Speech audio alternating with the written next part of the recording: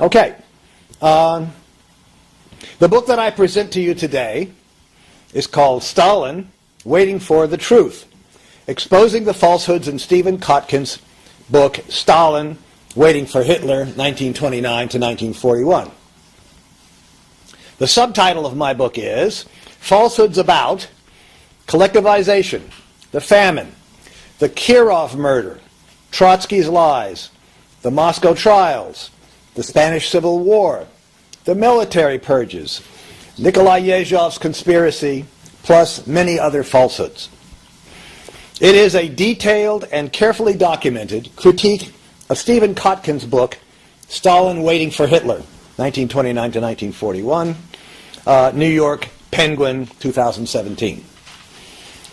Kotkin's book is the second volume of what he, a professor of history at Princeton University and a fellow at the Hoover Institution, right over here, right, intends to be a 3-volume work and the definitive biography of Joseph Stalin. My book is written primarily for those who will never read Kotkin's book. It has to be, because very, very few people will in fact read this huge volume, huge in size and also in dishonesty. 909 pages of text, more than 158 pages of triple-columned footnotes in tiny type, with 5,295 footnotes, and 47 pages of bibliography, also in triple-columned in tiny type. The reader will not learn the history of the Soviet Union during the years 1929 to 1941 from Kotkin's book. Kotkin's book is completely unreliable. It is filled with false statements and unsupported assumptions.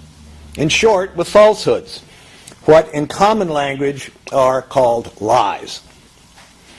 It is dedicated to convincing the reader that Joseph Stalin was a monster, a mass murderer, an all-round evil person, and that the Soviet Union during his day was little short of a hell on earth. It is also devoted to trashing the idea of communism itself, partly through associating the communist movement with the monster Stalin, partly by smuggling in the notion that market capitalism is a far better form of political and social organization. Kotkin did not set out to write an accurate, objective account of Stalin's life during these years. Instead, he has cherry-picked evidence, and it's phony evidence to boot, to try to prove his very negative views about Stalin, the Soviet Union, and the communist movement. Of the very few readers who make it through the text of Kotkin's book, only a tiny fraction will read more than a small handful of the footnotes. Indeed, unless your eyes are very sharp, you will need a magnifying glass to read the footnotes. I did. And of those few who do read it, how many will actually check the references in the footnotes in order to see whether they do, in fact, provide evidence for the statements in the text that allege crimes by Stalin? If you think no one will, you are almost correct, for this is what I have done. My book contains the results of my careful checkup of every one of Kotkin's claims of criminal and or atrocious acts by Stalin and the Soviet leadership.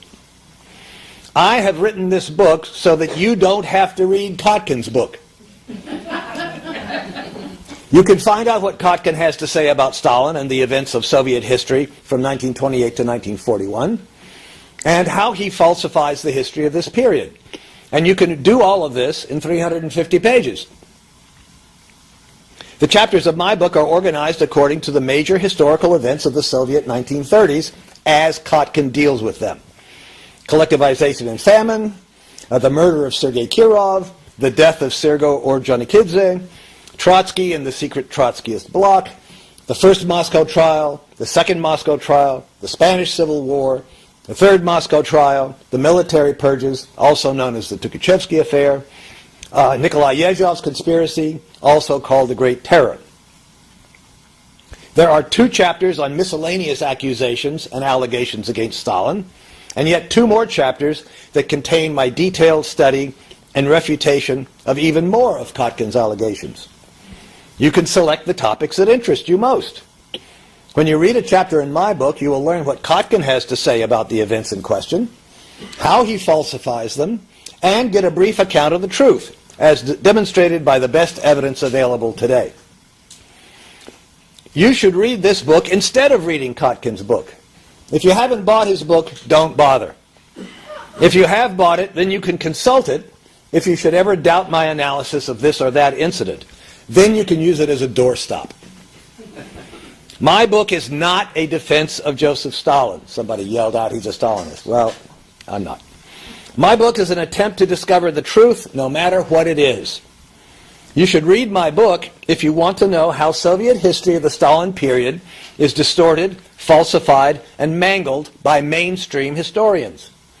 You can learn about the anti-Stalin paradigm, the false, dishonest model of Soviet history to which mainstream historians are expected to conform, and to which almost all of them do in fact conform.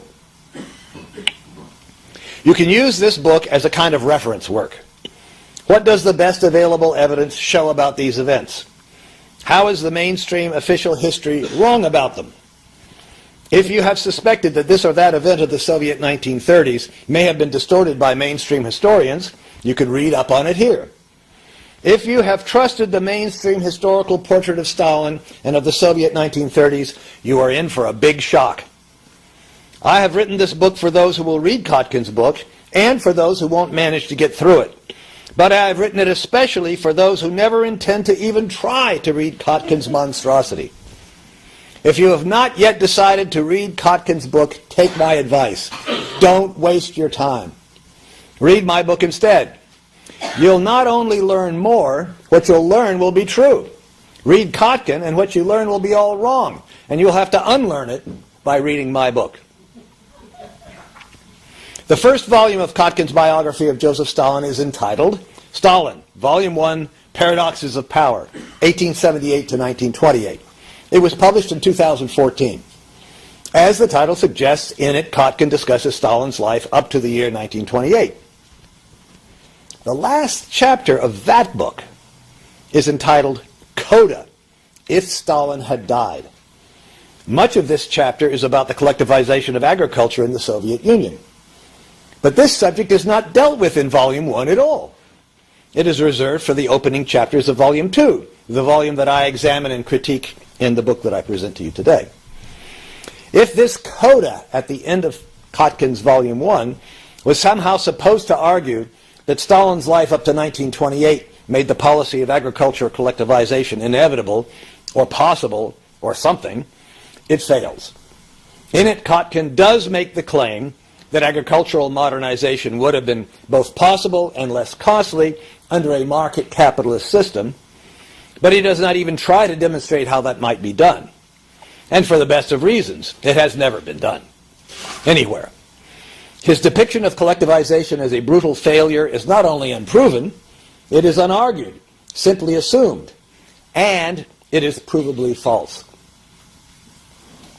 Now, I did not read this coda, this last chapter of Kotkin's Volume 1 of Stalin's biography, until I had read the volume itself, almost a year after its publication. In November 2014, the same year as the book's publication, Kotkin published an abbreviated version of this coda in the New York Review of Books. A friend sent me this essay as soon as he received his issue.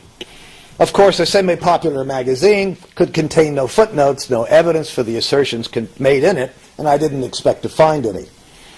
But I was puzzled by the fact that the essay started with an event, collectivization, not dealt with in the book at all. Moreover, I knew that his depiction of collectivization runs counter to the best research on the subject. It did not augur well for the yet-to-come Volume 2. And so it has turned out. Volume 2 was published in October 2017. Having spent many years researching Soviet history of the 1930s, I immediately saw that this second volume repeats a number of falsehoods about major political events in conformity with the dominant and all too familiar model in mainstream Soviet historiography, the model that I call the anti-Stalin paradigm. I saw, too, that there are many specific incidents discussed in Volume 2 that I had not come across before. The first of these was a tale of minor importance, which you can read about in the book. It's called Klim, There Were No Mistakes. It's in chapter 11. Here, Kotkin accuses Stalin of what? A peccadillo at most, something very minor. Perhaps this story then was true. So I researched it. It was difficult to obtain the materials. I suspect that Kotkin never bothered. At length, I was able to verify that, sure enough, it is a phony story with no evidence behind it. At this point, I thought, what if the whole book is like this? I was hooked. I realized that I had to know. I have done similar research projects before. Between 2005 and 2011, I researched and wrote a book detailing my discovery that Nikita Khrushchev's famous secret speech is made up of lies from beginning to end. That speech to the 20th Party Congress of the Communist Party of the Soviet Union on February 25th, 1956, the speech in which Khrushchev depicted Stalin as a brutal dictator who had committed many murders and other crimes, had shocked the world and fatally undermined the international communist movement. Yet, as I discovered, it is a tissue of falsehoods. That's Khrushchev lied. Between 2010 and 2013, I checked all the references in Matthew Leno's massive, 820-plus pages book, The Kirov Murder in Soviet History, published by Yale University Press in 2010. I did so because, while studying it, I had noticed many errors of reasoning and many logical fallacies in this work, which comes to the conventional, acceptable conclusion that Sergei Kirov, first secretary of the Leningrad section of the Bolshevik Party, had been killed by a lone gunman in 1934. Lone gunman, right? We've heard that one before. I spent years in checking Leno's evidence and then in compiling much evidence about the murder that Leno and others had omitted. In the end, I reached the conclusion, inevitable given the evidence, that the Soviet courts had gotten it right in December 1934. Kirov had indeed been killed by a clandestine conspiratorial group of followers of Grigory Zinoviev. This important case led inexorably to the uncovering of the widespread anti-Soviet conspiracies uncovered in the later 1930s. And that's all I have in my book, The Murder of Sergei Kirov. In 2011 to 2014, I checked every single allegation of wrongdoing of any kind by Stalin, the Soviet Union, and communists generally in Yale professor Timothy Snyder's award-winning book, Bloodlands, Europe Between Stalin and Hitler. After 30 months of research, I concluded that Snyder's book, too, contains not a single accurate allegation of crime of any kind by Stalin. Every one of such allegations is false, a fabrication either by Snyder himself or by the intensely anti-communist scholars, mainly Polish and Ukrainian, whose works Snyder relies on. And that's in my book, Blood Lies. Have a seat, sir. So I set out to do likewise with Kotkin's Volume 2, with one difference. This book is too long. Unlike Khrushchev's speech and Snyder's much shorter book, it would not be possible to check every fact claim in it, but not necessary either. In my book, I proceed as follows. I have selected 10 issues in the high politics of Soviet history during the 1930s and thoroughly researched Kotkin's account of each of them. I have added another 2 chapters of various allegations of lesser importance, where Kotkin alleges some kind of misdeed, criminal or moral, by Stalin. A chapter on strategies of misdirection in Kotkin's book is my attempt to analyze the different techniques of falsification which Kotkin employs, and also the errors of method and logic, perhaps intentional, perhaps due simply to carelessness or even to incompetence, which Kotkin utilizes in order to create the wildly distorted portrait of Stalin and Soviet policies that he promotes in his meretricious book. I have also added 2 chapters on central problems concerning Kotkin's research, his lack of source criticism, and his use of bias by omission.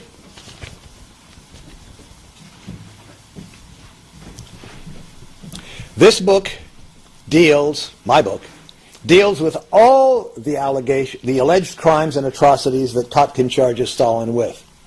It includes all the passages where Kotkin alleges any kind of reprehensible behavior or even insensitivity on Stalin's part. The little story, Klim, There Was No Mistakes, is an example of something that the reader will see a great many times in this book. Kotkin cannot be trusted to use his sources accurately or honestly. When Kotkin makes an assertion of fact or a fact claim about some crime or misdeed involving Stalin, the sources for this fact claim must be double-checked. Upon checking Kotkin's source, we normally find either 1, that his source does not support what Kotkin's text says or implies that it does, or 2, that the source does reflect what Kotkin says in his text, but that that source itself is dishonest, in that A, it does not reflect what its own evidence states, or B, its source is yet another secondary source, which, when it is examined in turn, does not support the fact claims given, or C, it cites no evidence at all. It is not only that many statements in Kotkin's books are factually false. These false statements do not occur randomly. There is a systematic quality to all of Kotkin's falsehoods. Every one is tendentiously anti-communist.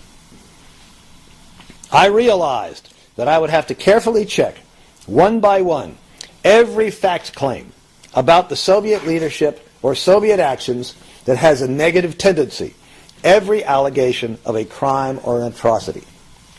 My working hypothesis was as follows. I would find that many of Kotkin's anti-Stalin or anti-Soviet assertions, or, as I call them, fact claims, are false, not supported by the evidence Kotkin cites, or indeed by any evidence.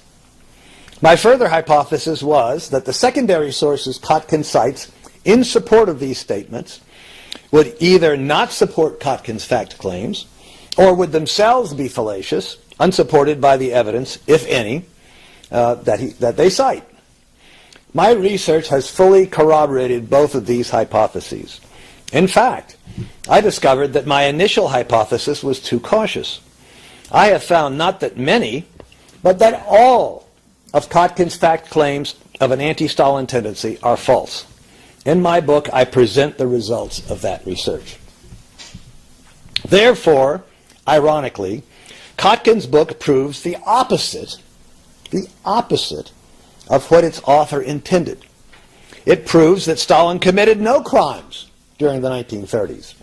For if there were any evidence that Stalin did commit crimes during this period, surely Kotkin would have found that evidence and included it in this book. Kotkin's references are very extensive. He has clearly done a lot of reading. Now, strictly speaking, a negative cannot be proven. I have pointed out places in his text where Kotkin is guilty of this very error, claiming that you can prove a negative. But Kotkin has been researching the Stalin era in the Soviet Union all his professional life, ever since he started his graduate work, ever since he did his PhD dissertation. The fact that during this long period of time he has found no evidence of any crime by Stalin, and that every allegation of such in this book turns out, on careful inspection, to be fraudulent, is the best indication we have at present that Stalin committed no crime that can be documented by evidence.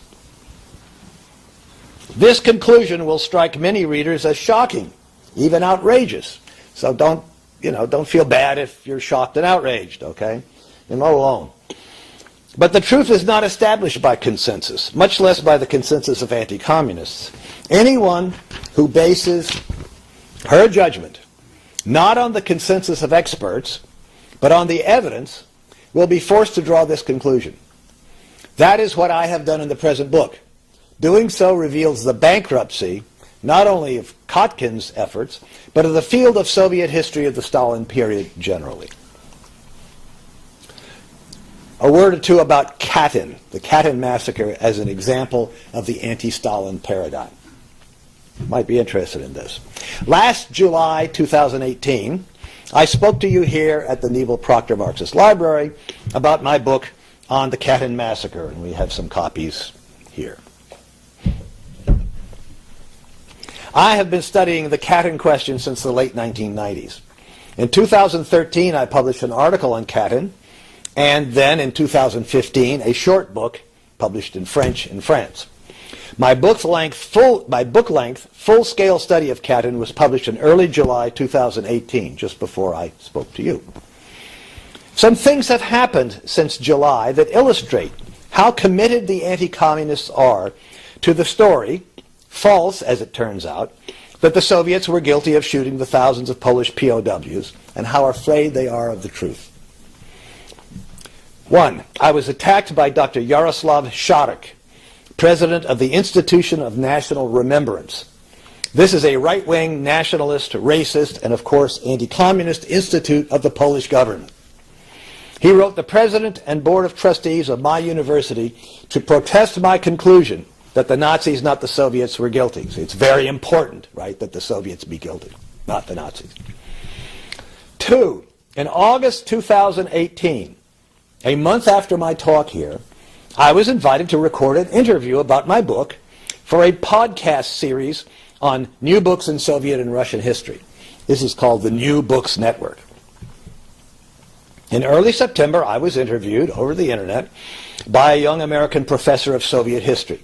She told me that she would email me when the podcast was published online as a part of this series. 2 days later, she emailed me to tell me that Marshall Poe, head of the New Books Network and professor of history at the University of Massachusetts at Amherst, had refused to publish my podcast. Gotta wait for Norma here.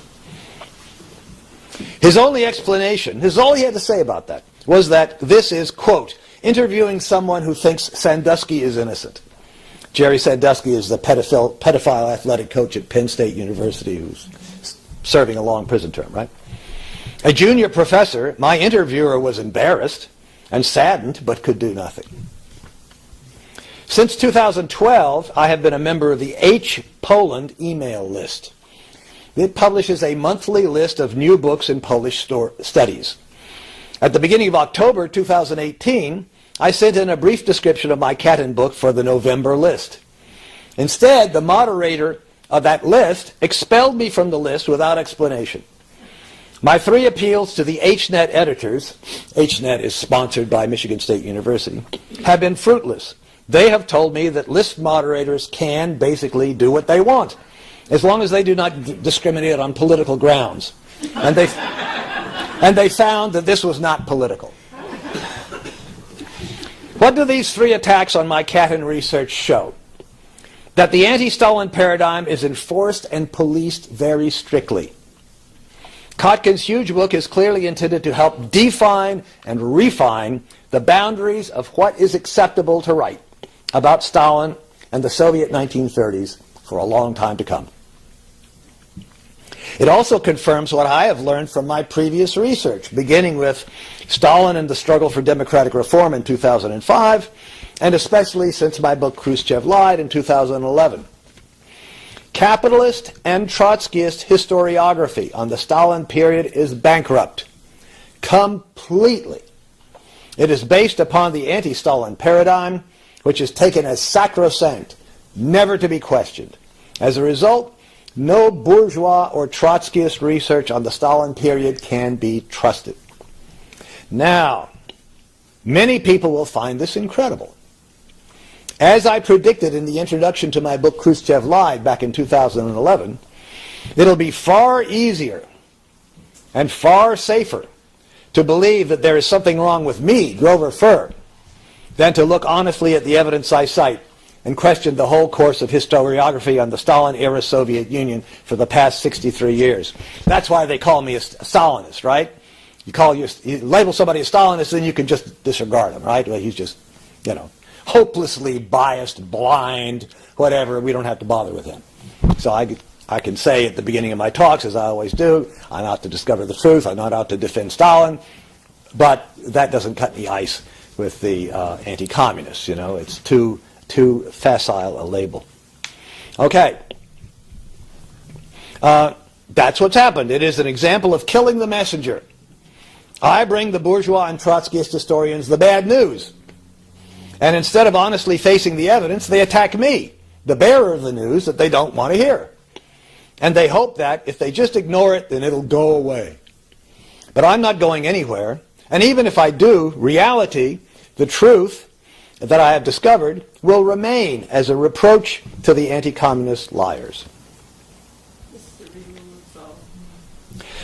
In a letter to the editor published in the New York Times on November 3rd, 2017, Stephen D. Engel, professor of history at Florida International University, wrote the following words, quote, I have taught American history for 27 years at a university, and I open every class with a standard lecture that focuses on the three kinds of history, what actually happened, what we are told happened, and what we come to believe happened. This is important because we live in a world in which what people believe happened is all that matters. And trying to get to the facts, sadly, appears less relevant. Now, if he wrote that about American history, imagine how much even more important it is about Soviet history of the Stalin period, right? End quote.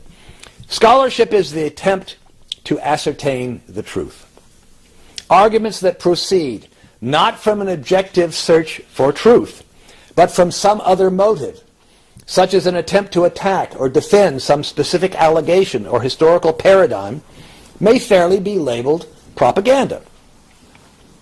When accompanied by the trappings of scholarship, references, bibliography, fraudulent assurances of objectivity, such writings, in reality, constitute not scholarship, but, here I use quotation marks, scare quotes, propaganda with footnotes. It is the conclusion of my study that Kotkin's book is precisely such a work.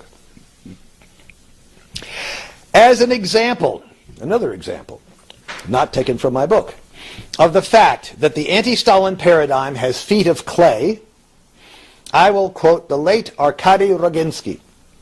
Roginsky was the founder of the Memorial Society, a viciously anti-communist group that calls itself a human rights organization in Russia. It gets funding from Western NGOs. It also has a contradictory relationship with the Russian government, which has given it access to a lot of materials and has also tried to restrict it in certain ways. Over the years, I've read a lot of Roginsky's research, and of course he's an anti-communist, anti-Stalinist, and so forth. Surprisingly, it is usually very well done. I can't say always because I haven't studied all of it. This is the reason I include this anecdote. I quote Roginsky, quote, in the early 90s, I did a lot of statistics on Soviet terror. I studied a huge number of reporting sheets about terror for all years from different regions of the Soviet Union. The statistics we have, seriously, begins from 1921. Until 1921, only fragments remain. And since 1921, huge folders. In 1994, I studied everything, transcribed everything, and put it away. Later it should be published. I looked at the numbers I had obtained. This is Roginsky, okay? It's anti-communist. Now he says, there are people around me in the outside world whose opinion is important for me. There is the traditional intellectual public opinion, and most importantly, the opinion of former prisoners who were still very much alive in 1994. And they measure our victims in the whole history of terror by some absolutely inconceivable figures. Tens of millions. And yet, according to my calculations, this is him, in the entire history of Soviet power from 1918 to 1987, according to the surviving documents, it turns out that 7,100,000 people were arrested by security agencies across the country. At the same time, among them were persons arrested, and quite a lot, not for political crimes. Yes, they were arrested by security agencies, but security agencies arrested people for banditry, smuggling, counterfeiting, and for many other general purpose crimes. Under all these numbers, there are folders with documents. In the annual reports of the security services, there are those involved, so many, including with arrest, including without arrest. Then the table begins the movement of the arrested, passed on the completed investigations cases, so many including transferred to a special session of the NKVD, so many transferred to the courts and tribunals, so many. In non-judicial bodies, so many. Those who had run away, those who had died, everything. By the way, there were very few who ran away. And here is the final figure, 7 million. This is for the whole history of Soviet power. What to do about it? See, this is a problem for him. What to do about it? Quote, I'm still quoting. Public opinion says that we have almost 12 million arrested in 1937 to 1939 alone. And I belong to this society, says Roginsky. I live among these people. I am a part of them. Not the Soviet government part, not the Russian democracy, but these people. I just knew for sure that, first, they would not believe me. They wouldn't believe Roginsky, right? Card-carrying, medal-winning anti-communist. And second, for the circle to which I consider myself to belong, it would mean that everything we were told about these figures up until now, by quite respected by us people, is not true. So I put all my calculations aside for a long time. After years, it may be possible to publish them, but not now, later. That's Arkady Roginsky, the founder of the Memorial Society. Here, now it's me again. Here I must point out that Roginsky was not being entirely honest either. He says that 7,100,000 people were arrested by the security agencies between 1918 and 1987. But that is not accurate. What he should have said is that were 7,100,000 arrests. It is obvious that some of these people were arrested more than once, and in more than one city, and or under more than one identity. So that the number of different people was less, perhaps much less, than 7,100,000. Moreover, many of these people were not convicted of any crime and were released. This is clear from the lists of so-called victims of political terror in the Soviet Union, published by the Memorial Society itself, and I give you a URL. If you read Russian, you can go and take a look. So even this arch-anti-communist, honored by all the other arch-anti-communists, knew that he had to keep the truth quiet. This fact, in turn, exposes the bankruptcy, dishonesty, and shallowness of anti-communist and anti-Stalin research. It is not a matter of Kotkin's unreliability only. There is no evidence that Stalin committed any crime in the 1930s. Yet the flood of anti-Stalin and anti-communist falsehoods continues unabated. Lies are necessary in order to make Stalin, the Soviet Union in his day, and the communist movement look bad. This level of dishonesty in the mainstream historiography of the Soviet Union means that little of the mainstream academic research on Soviet history of the 1930s is helpful for those of us who are trying to understand what really happened, what actually happened in the Soviet Union during this period. But the 1930s are crucial in understanding not only the successes, but also the later failure of the Soviet Union. The Stalin period led not only to the successful industrialization, to the costly victory against fascist invasion, to the post-war increase in living standards for the Soviet population, to the worldwide struggles for workers' rights and the anti-imperialist struggles for liberation from Western and Japanese colonialism. The Stalin period also led, upon Stalin's death, to the coup d'etat on March 5th, 1953, when he died, to the second coup against Lavrentiy Beria of June 26, 1953, to Khrushchev's accession to the leadership, and thereby to the beginning of official wholesale falsification of Soviet history in the service of reforms that abandoned, piece by piece, the goal of transitioning to communism. These developments led eventually to the renewed falsification of Soviet history under Gorbachev, the breakup of the Soviet Union, and the open restoration of predatory capitalism. The historian's purpose and aim should be to study historical events with a view to understanding historical change. Understanding the history of the Soviet Union is essential for any accurate understanding of world history. The last book by the late Moshe Lewin, a famous, albeit conventionally anti-Stalin and anti-communist historian of the Soviet Union, is entitled The Soviet Century. By century, Lewin meant the 74 years between the 1917 revolution and the end of the Soviet Union in 1991. But in reality, the term the Soviet century could be applied to world history during this same period. The Russian Revolution, the fight for socialism, the international communist movement were determining forces in world history. This is not the place to list the major historical developments of the 20th century, but every one of them was shaped in a significant way by the international communist movement and the Soviet Union. One brief example must suffice here and now. An accurate understanding of World War II must include the fact that, by stopping in May to June 1937, the Tukhachevsky and Trotsky-led military conspiracies that threatened to put the massive human and natural resources of the Soviet Union on the side of the fascist powers, Stalin and the Soviet government saved the people of the world, including the people of the West, from a far greater catastrophe than the one that did occur. No account of world history that omits this fact has any claim to accuracy. Yet because of anti-Stalinism and anti-communism, this fact is not just unacknowledged, it is staunchly denied, as Kotkin does. Anti-Stalinists and anti-communists, including much or most of the left, falsify Soviet history and deny the truth, even when it is slowly, painstakingly uncovered. This denial and falsification stretches from the left, Trotskyists and anarchists, to the mainstream and the far-right fascists. Do they believe their own falsifications? For the most part, they do. But why? Because of the dishonesty of mainstream historiography of the Stalin period.